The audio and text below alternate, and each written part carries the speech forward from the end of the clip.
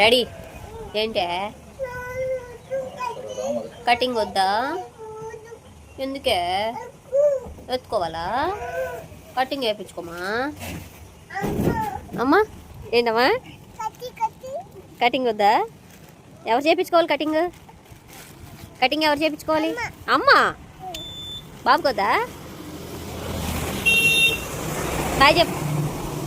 Bye ఏంటమ్మా? Daddy జుట్టు కింద పడిపోతుందా? డాడీ వేయించుకుంటే ఏం కాదులేమ్మా. ఆడకూడదు బాబు.